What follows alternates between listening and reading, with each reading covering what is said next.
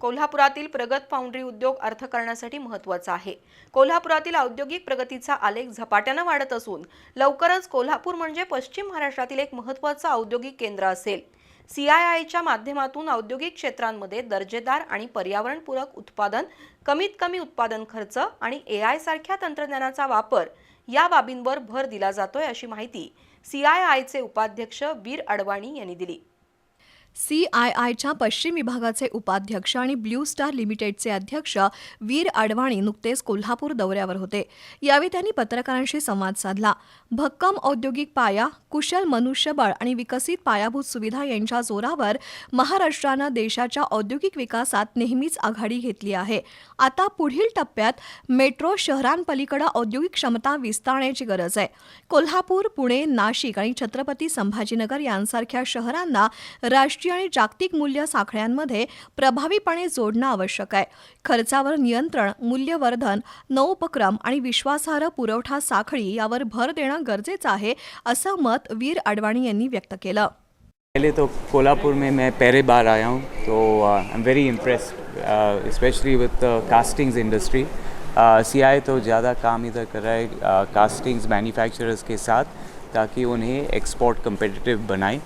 तो quality, cost, sustainability में सब हम focus करें, ताकि SMEs कोल्हापुर में MNC बन जाए। तो यही हमारा फोकस है और यही हम काम करेंगे 2-3 साल के लिए। अभी तो आपके ज़्यादा एक्सपोर्टर्स है इधर, मगर और भी बढ़ेंगे, क्योंकि ये FTAs भी आए हैं अभी।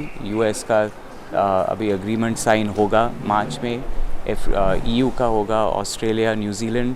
तो ये सब नए मार्केट्स हैं आपके SMEs के लिए, ताकि इधर से कोल्हापुर के एक्सपोर्ट बढ़े।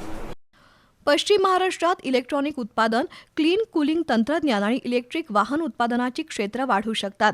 विशेषतः कोल्हापूरमधील अभियांत्रिकी आणि फाउंड्री उद्योगाला शासनाचं पाठबळ मिळाल्यास कोल्हापूर पश्चिम महाराष्ट्राचं औद्योगिक नेतृत्व करेल, असंही अडवाणी यांनी सांगितलं। विविध उद्योगांमध्ये कमी मनुष्यबळ आणि कमी खर्चामध्ये जास्तीत जास्त उत्पादन घेण्यासंदर्भात प्रयत्न सुरू असून CIIच्या माध्यमातून पुढील काही वर्षात औद्योगिक क्षेत्रात सकारात्मक बदल होतील, असं CIIचे वीरेंद्र पाटील यांनी सांगितलं। सस्टेनेबिलिटी आणि रिसायकलिंग ह्याच्यावरती भर दिला जातोय। ग्लोबल वॉर्मिंगमुळे बरंचसं रिन्युएबल एनर्जी अडॉप्शनकडे पण सर्वत्र मागणी आहे, कस्टमर्सकडून, सगळ्या गव्हर्नमेंट्सकडून देखील। तर त्यामुळे ग्रीन कास्टिंगला भरपूर डिमांड आहे आणि युरोपियन युनियननी पण CBAM म्हणून एक कार्बन बॉर्डर ॲडजस्टमेंट मेकॅनिझम हा टॅक्स आणलेला आहे, टॅरिफ आणलेला आहे। तर तो ओव्हरकम करण्याकरता देखील आम्हाला फाउंड्री इंडस्ट्रीला आपल्याला इथे कोल्हापूरमधून असेल किंवा कुठेही असेल, त्यांना green adoption, sustainable adoption, maximum power जी आहे ती ग्रीन सोर्सेसमधून, सोलर असेल, विंड असेल, त्याचं अडॉप्शन मोठ्या प्रमाणामध्ये करायला लागत आहे आणि त्याच्यामधून खर्च नाही वाढत, इनफॅक्ट त्याच्यामुळे आपला नफा वाढतो, प्रॉफिटॅबिलिटी वाढते आणि आपण एन्व्हायरमेंटली रिस्पॉन्सिबल पण इन्व्हेस्टमेंट्स करायला शिकलेलो आहे आणि त्याची मॅच्युरिटी पुढच्या 3 ते 5 वर्षामध्ये मॅन्युफॅक्चरिंग इंडस्ट्रीला आपल्याला येताना दिसेल। कोल्हापुरातील कास्टिंगचं उत्पादन 100% प्रदूषण विरहित व्हावं आणि उत्पादन खर्चात अधिक बचत व्हावी यासाठी सेंटर ऑफ एक्सलन्सच्या माध्यमातून 11 फाउंड्रींमध्ये नियोजन सुरू आहे। पुढील 2 ते 3 महिन्यात या फाउंड्रीजना ग्रीन कास्टिंग प्रोडक्शन प्रमाणपत्र दिलं जाईल, असंही पाटील यांनी सांगितलं।